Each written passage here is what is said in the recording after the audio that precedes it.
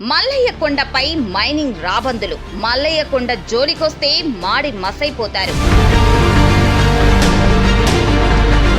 లక్షలాది భక్తుల గుండెల్లో కుంపటి. జీవో వెనక్కి తీసుకోకపోతే ప్రభుత్వానికి కాలం మూడినట్టే. బీసీవై పార్టీ అధినేత రామచంద్ర యాదవ్ భీకర గర్జన. చలో మల్లయ్య కొండకు పిలుపునిచ్చిన బీసీవై పార్టీ అధినేత రామచంద్ర యాదవ్. రాయలసీమ ఆధ్యాత్మిక గుండెకాయ, అఖిలాండ కోటి బ్రహ్మాండ నాయకుడు, ఆ ముక్కంటి కొలువు తీరిన పవిత్ర పుణ్యక్షేత్రం తంబెళ్లపల్లిలోని మల్లయ్య కొండ ఇప్పుడు మైనింగ్ మాఫియా గుప్పెట్లోకి వెళ్లిపోతుంది. శ్రీశైలం, శ్రీకాళహస్తి తర్వాత అంతటి విశిష్ట శైవ క్షేత్రంగా వెలుగొందుతున్న ఈ పుణ్యభూమిపై ఇనుప గనుల తవ్వకాల పేరుతో గుణపం దింపేందుకు కూటమి ప్రభుత్వం బ్లూ ప్రింట్ సిద్ధం చేయడంపై భక్తజనం, స్థానిక ప్రజలు నిప్పులు చెరుగుతున్నారు. లక్షలాది మంది భక్తుల మనోభావాలను బూడిదలో పోసిన పన్నీరు చేస్తూ కార్పొరేట్ శక్తుల కొమ్ము కాస్తూ చంద్రబాబు ప్రభుత్వం ఇచ్చిన జీవోపై భారత చైతన్య యువజన పార్టీ అధినేత రామచంద్ర యాదవ్ యుద్ధం ప్రకటించారు. మల్లయ్య కొండను కాపాడుకునేందుకు,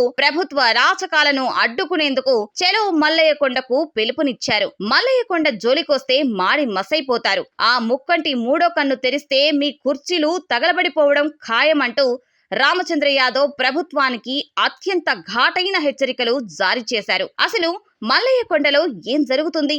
అక్కడ మైనింగ్ జరిగితే వచ్చే నష్టాలేంటి?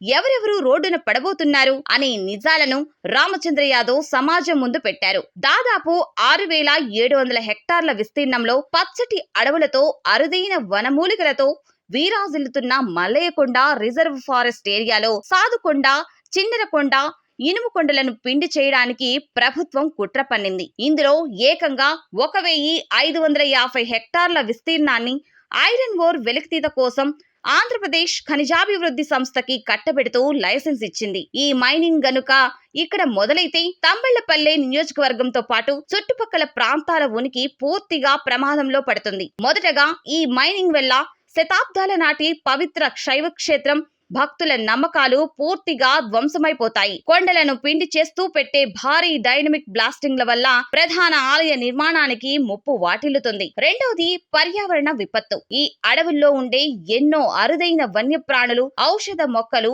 అంతరించిపోతాయి. మూడోది జీవనాధారం కోల్పోవడం. ఈ కొండలని నమ్ముకొని ఇక్కడి అటవీ ఉత్పత్తులపై, పశుగ్రాసంపై ఆధారపడి బతుకుతున్న వేలాది మంది స్థానిక గిరిజనులు, రైతులు, పశు పోషకులు రోడ్డున పడతారు.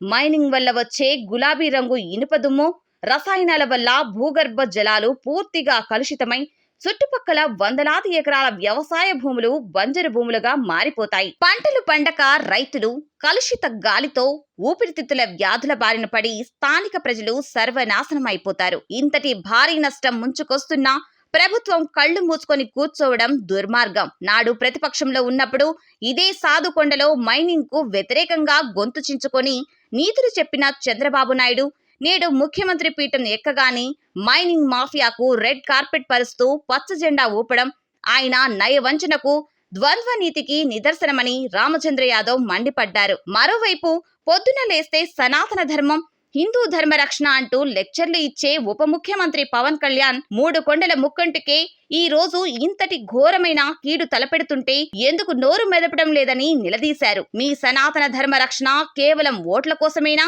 భక్తుల మనోభావాల కంటే మైనింగ్ వ్యాపారాలే ఎక్కువయ్యాయా అని ప్రశ్నించారు.